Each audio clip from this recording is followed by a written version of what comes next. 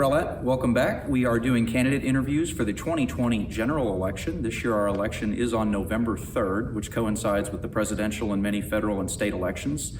So our council places will be elected there as well. So be sure that you look all the way down the ballot and select your council member of choice. Today we're joined by Blake Margolis. Welcome, Blake. Thank you. Glad to be here. And Blake is the incumbent for place 1 on the Rowlett City Council. So we're really glad to have him. We will be also interviewing Cindy as well, and we'll have both of those videos up hopefully sometime this week. So Blake, let's go ahead and get started. First of all, how long have you lived in Rowlett? I've lived in Rowlett 21 years, so my entire life. Wow. What organizations have you been involved with in the city? So I've been involved in many organizations, including currently the Rowlett Fire Corps, Chamber of Commerce in the city, graduate of the Leadership Rowlett class that just finished up. I'm currently serving as a liaison to the council with the Rowlett Parks and Recreation Department. I created the Youth Advisory Council and currently serve as a liaison to that. I created the Rowlett Ready program in coordination with some colleagues and implemented the Robust grant through that program. I currently serve on the Ethics Committee as the chair, the Finance Committee, and the Code and Environmental Review Committee, among some other things. Okay, cool. So would you mind sharing with us what your driving motivation is to serve as a Rowlett City Council member or continue serving as a City Council member? Yes, so serving on council is really what you make it, and you can either make it a part-time job where you just show up to a few meetings, the required meetings, and go to some events and shake hands, or you use it as a full-time job and make it one of your primary focuses while you're serving. And I think that's what I've done in the last 3 years. I take my position on council very seriously. I understand what's at stake. I'd say probably one of the best attributes that I have is follow through. And an example of that is in the first year while I was on council, in the budgeting process, as you know, before any fiscal year, council has around 2 to 3 months in preparation for that fiscal year. And I thought that there was some key information missing for us to make adequate decisions for the budget. And some of those key things were, what was the 5-year growth going to look like? What were some of the big challenges that we faced in terms of staffing and equipment?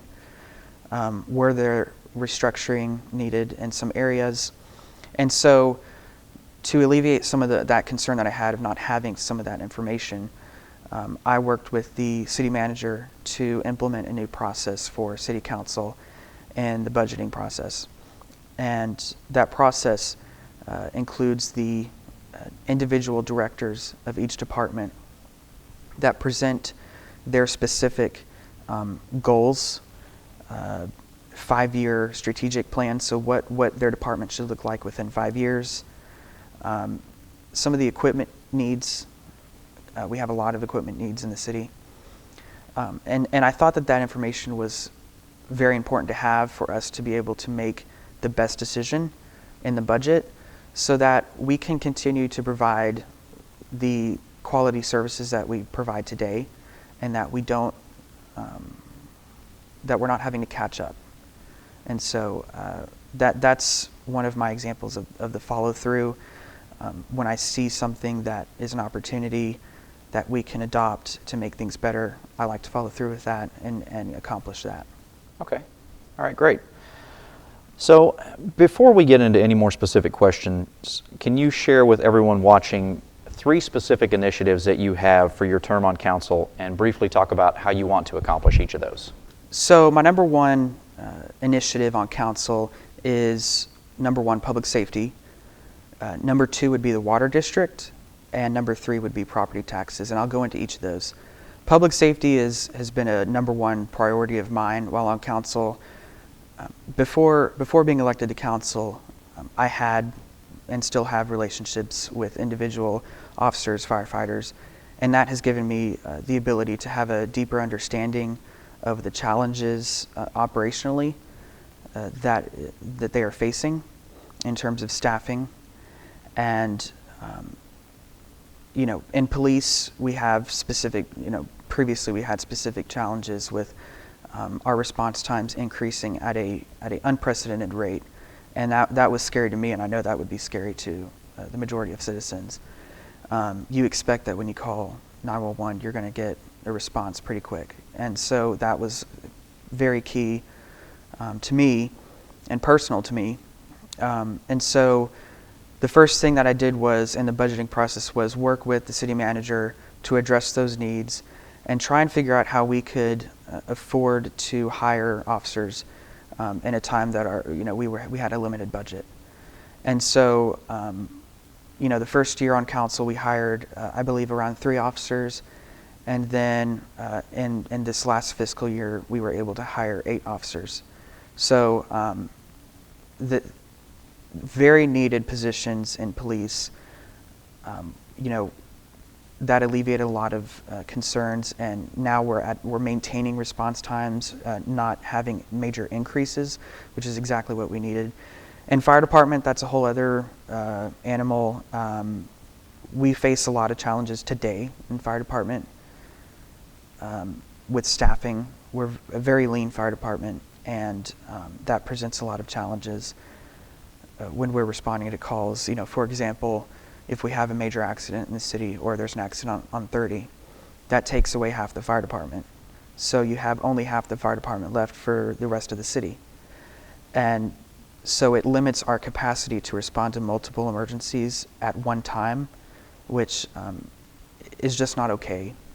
And so that's been another major priority of mine. And fortunately, we were able to accomplish that this year with getting the SAFER grant and being able to hire 9 additional firefighters and the cost to be fully covered for 3 years. So we're seeing a lot of great things happening operationally, things that have been needed for many years, and I'm very proud to be a part of that process.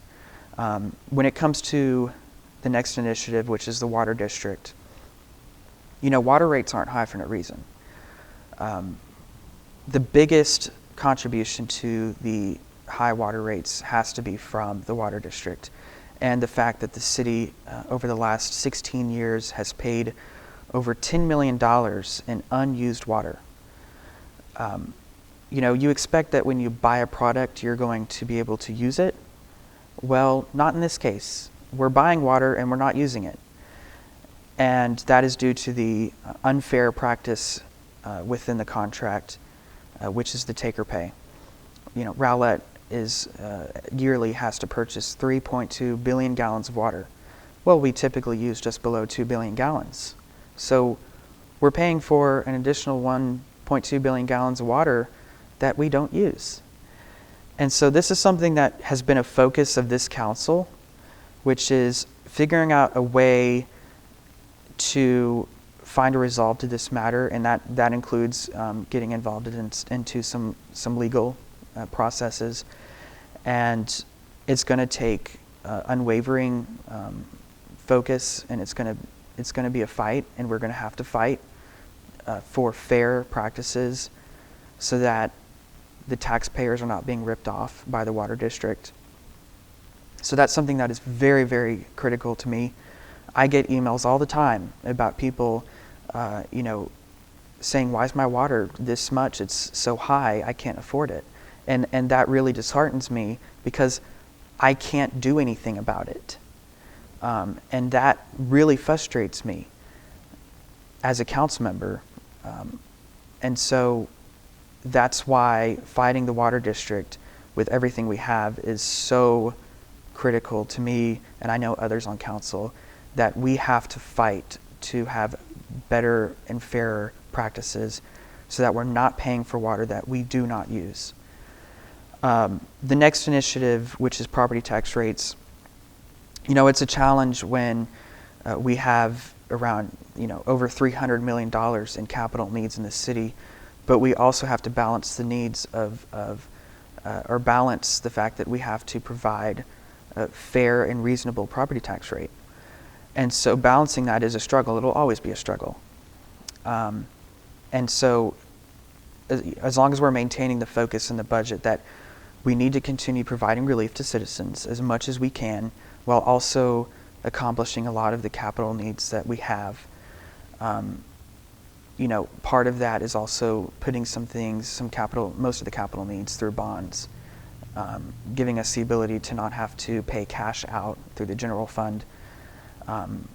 So that's another initiative, is really focusing on doing everything that we can to provide fair and reasonable property tax rate to the citizens. Okay, great. Our city has seen a lot of growth lately. I think we would all agree that there's been a lot of things happening, even in spite of everything that's going on with COVID. So generally speaking, what is your take on that level of growth and the pace at which it's happening? So Rowlett has definitely experienced unprecedented growth, and the entire state has seen that as well. Texas is one of the fastest growing states in the nation, and Rowlett was the 8th fastest growing city in America for 2018. So we're definitely experiencing that growth, and with that growth comes operational challenges. When you grow in population, you also have to grow operationally to continue to meet the demands of the citizens to provide quality services. And so that's something that we focus on as a city is, we have to figure out ways to be smart in investing our dollars so that we can grow the right way with the new population that's coming in.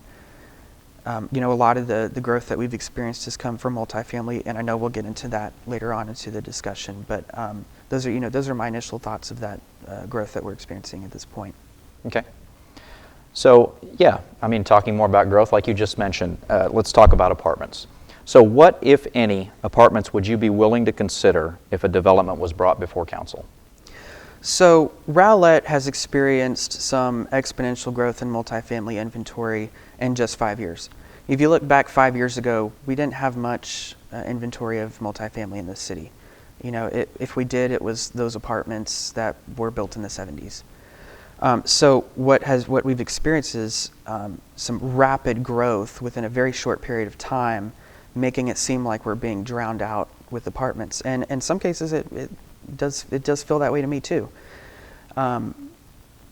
Because we have grown significantly in multifamily inventory, I think we're at a point now where we have to hit the brakes, look at what we're dealing with in terms of the operational needs, like I've mentioned before, and try and catch up so that we can continue to provide those quality services that the citizens demand. My record is very clear on this issue. I have denied every single multifamily case that has come before me on the council, except for one. And that one case was an independent senior living facility that is currently being constructed at Chisa and 66. There was a proven need for more independent senior living in the city. You could see that from Evergreen, the only one that's currently built. They have a pretty significant waiting list. And so that was, you could see that there was a need for more of that in the city. But other than that, I have denied every single case that's come before me. I think that we're at a point now where we have to stop, hit the brakes, and look at what we're dealing with the current inventory that we've seen now, and look at ways that we can continue to improve operations, so that maybe in the future there would be a need for more multifamily. I don't foresee a need in the foreseeable future. So changing subjects now, many citizens have expressed concerns about Rowlett's very high utility bills, and you alluded to that just a moment ago, talking about water in particular. So if elected, what steps would you take to alleviate some of those concerns? Going back to what I said about the water district being the component to why the water rates are increasing the way that they have been. Fortunately for fiscal year 2021, we were actually able to reduce the water rate by 5%, which is amazing, and I'm so glad that we're able to do that for the citizens. It's very needed, and it's not enough.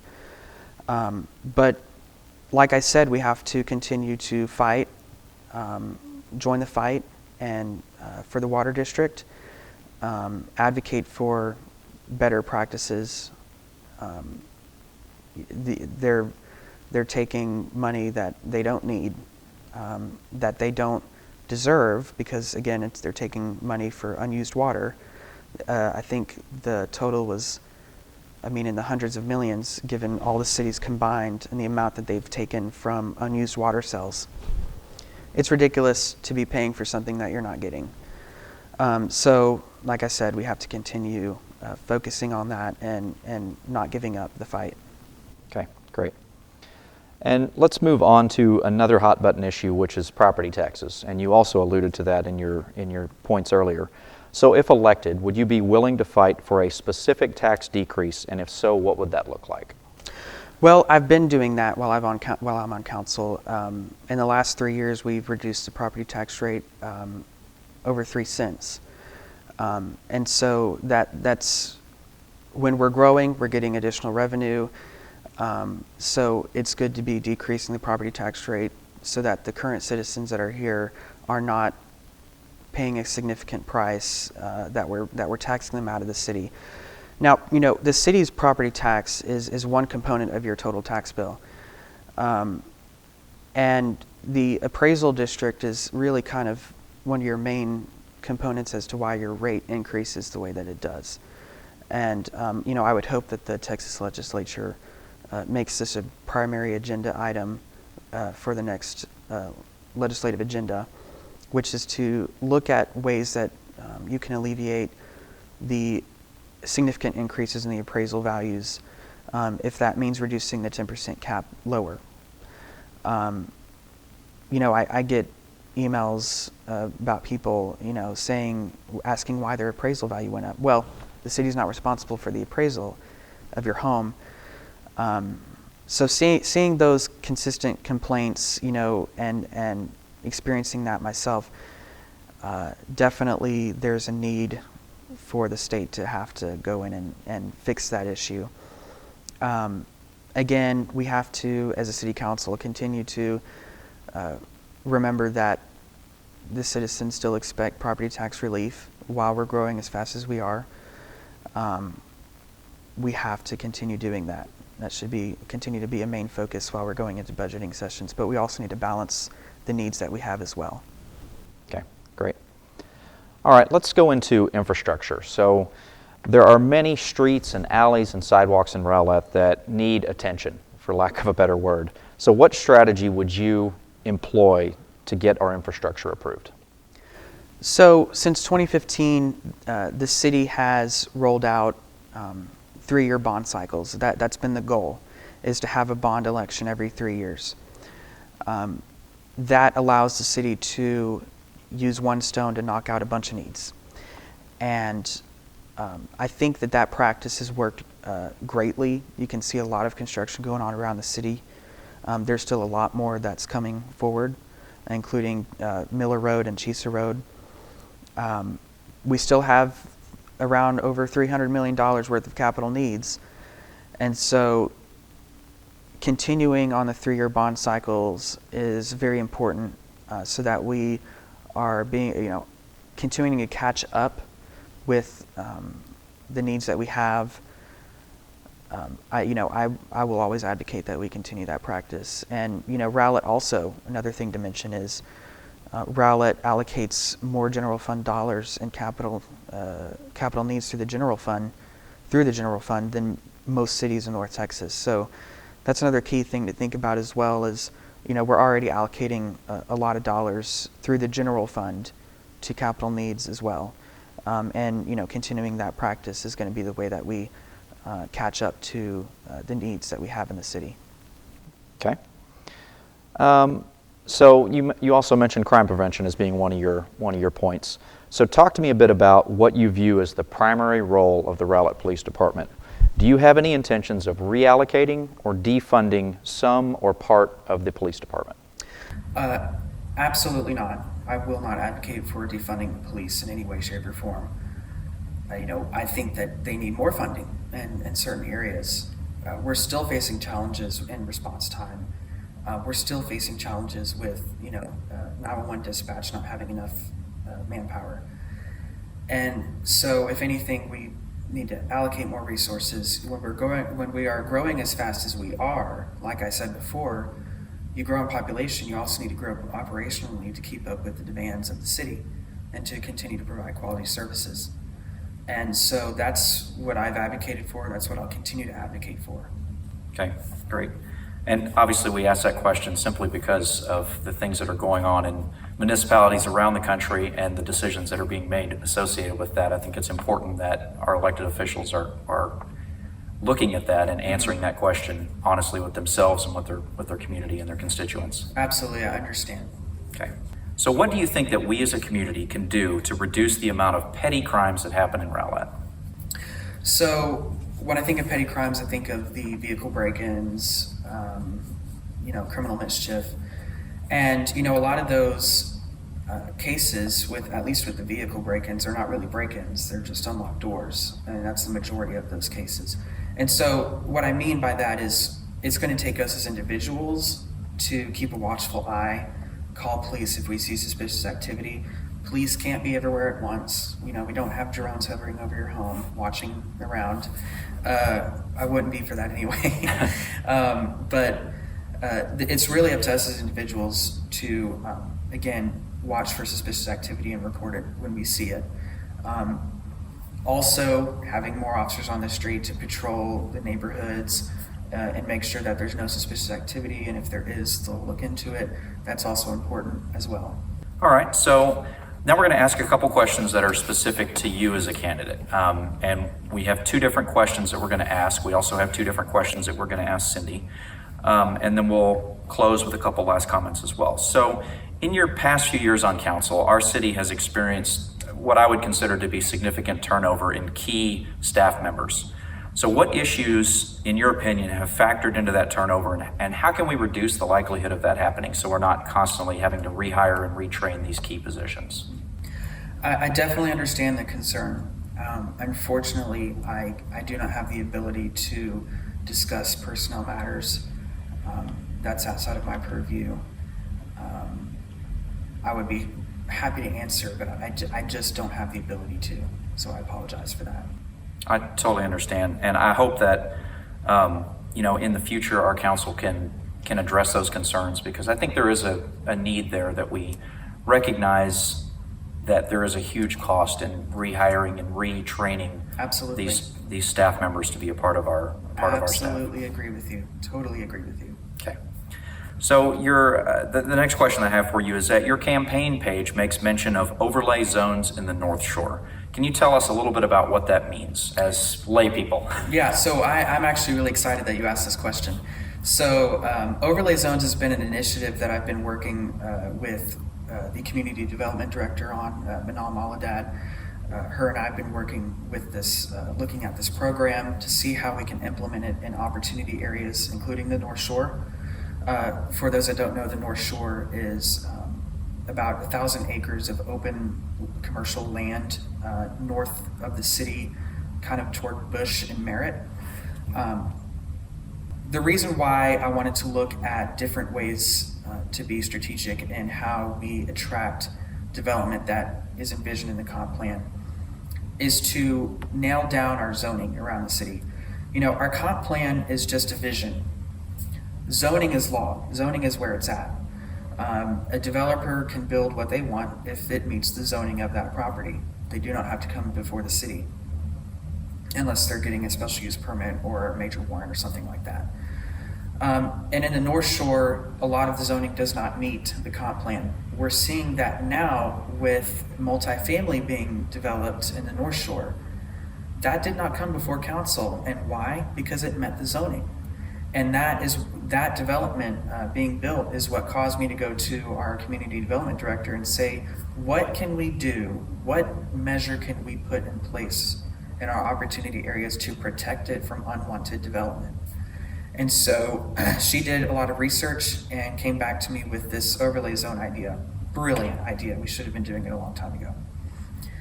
Basically what it is it's a zoning that goes over top the zoning that's already the base zoning. So it's basically a whole nother zone. It's zoning, but it's very confusing. I get confused at times, but basically it provides more strict guidelines and regulations as to what can be built on a specific site. And so if there is residential zoning as a base zoning in the North Shore and it doesn't meet the comprehensive plan, what we can do is apply zoning that specifically meets the comprehensive plan to safeguard that land from being developed with unwanted development. And so I have advocated strongly with council on this, and fortunately we're finally going to bring this, well, we actually already brought it forward to council, and Manal presented it to council very well. Council seemed to like the idea, and so we're going to adopt some measures very soon to safeguard development or open commercial land in the city from unwanted development, and so that we're also protecting the comprehensive plan and making sure that what's envisioned is actually following through. Okay, awesome. All right, so just in closing, are there any last comments that you have to share? First, I want to thank you for doing this. I think it's important as individuals that when we go to the ballot box that we're assured in who we're voting for. The other thing is, I understood when I took this job the impact that it has on residents.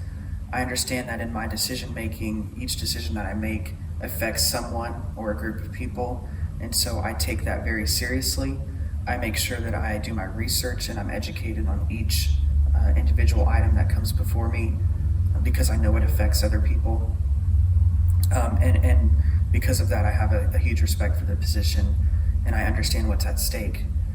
And I also understand that who I represent is the citizens of this city. And I have taken that seriously, and I've even felt my phone vibrate a couple times while I'm here. Probably citizens who are asking for help with something, and so I'm very easy to respond to and reach out to citizens who need help. So, I would just like to say thank you to the citizens for using me as a resource. It's my honor and it's my privilege to be here as a resource to the citizens and to help and to listen to the issues. Okay. So finally, since we're kind of in election season and there's always mudslinging and things like that happen, I would like to ask you to say something kind about your opponent as a show of good faith. Well, the one thing that I really respect about my opponent is her willingness to volunteer and to serve. I have huge respect for that. That's great. Thank you very much for saying that. So again, thank you, Blake. I appreciate you taking the time to do this interview. It's most appreciated, and I think it helps the citizens, like you mentioned, just get a glimpse into each of the candidates' opinions and perspectives on their policies and things like that. So it's really a good chance for us to take a look at the candidates before we go to the polls and make a decision. So thanks again. Thank you, Jeff. Absolutely. Appreciate it. So again, Rowlett, remember Election Day is November 3rd. We have early voting coming up from October 13th through October 30th. So be sure to check out the city's website, which I will link down below, and you can get all your voting information there. And be sure to tune in. We will have both of these interviews launching almost at the same time. So be sure to check out Cindy's interview as well. And as always, if you have any comments, you can also let me know those, and I'll be sure to try to respond if I can. And again, thank you so much, Rowlett. Bye.